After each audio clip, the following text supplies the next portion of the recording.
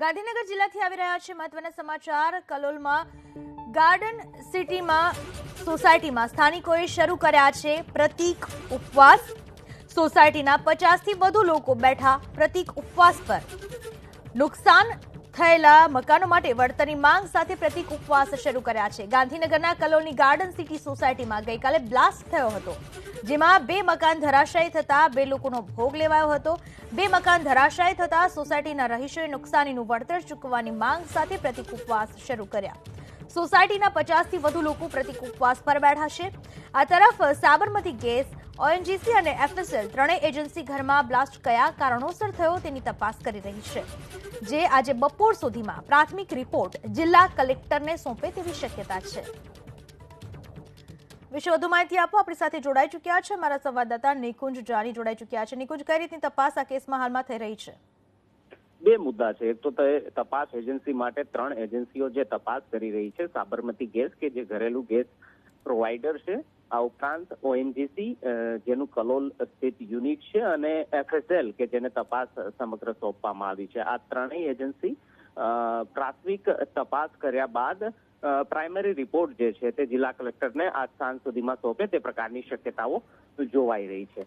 બીજી વાત કે જે પ્રકારનો બ્લાસ્ટ થયો, 2 મકાન તો સંપૂર્ણપણે ધરાશાયી થયા, પણ આ ઉપરાંત સોસાયટીના પણ લગભગ 70 થી 80 જેટલા જે મકાનો હતા તેની અંદર નુકસાની થઈ છે। કોઈના એક્સિલેટર, જે ગ્લાઇડિંગ ગ્લાસ હોય છે તે તૂટી ગયા છે। લગભગ 50 જેટલા ઘરોના જે પણ કાચ હતા તે તૂટી ગયા છે। મકાનોની દિવાલો જે છે તેને પણ નુકસાન થયું છે, ને તેના કારણે સ્થાનિક સોસાયટીના રહીશો, ગ્રીન સિટી પંચવટી સોસાયટી જે કલોલની આવેલી છે તેના 50 થી વધુ રહીશો જે છે તે પ્રતીક ઉપવાસ પર બેઠા છે વળતરની માંગણી સાથે, કે જે પ્રકારનું 2 મકાનો ઉપરાંત સોસાયટીના પણ અન્ય મકાનોની અંદર જે નુકસાન થયું છે તેનું વળતર ચૂકવવામાં આવે।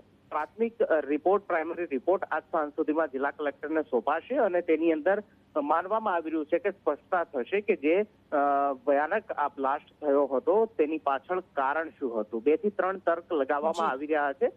ઘરેલું ગેસના કારણે, સિલિન્ડરના કારણે, ઓએનજીસી સ્થાનિકોનું કહેવું છે કે નીચેથી ઓએનજીસીની પાઇપલાઇનો જે છે તે નીકળે છે, તેના કારણે આ બ્લાસ્ટ થયો હોય, પણ એફએસએલ પણ તપાસ કરે છે, આ બંને એજન્સીઓ પણ તપાસ કરે છે। પ્રાઇમરી રિપોર્ટ આજ સાંજ સુધીમાં કલેક્ટરને સોંપાશે તેવું મનાઈ રહ્યું છે। આભાર આપનો તમામ માહિતી બદલ।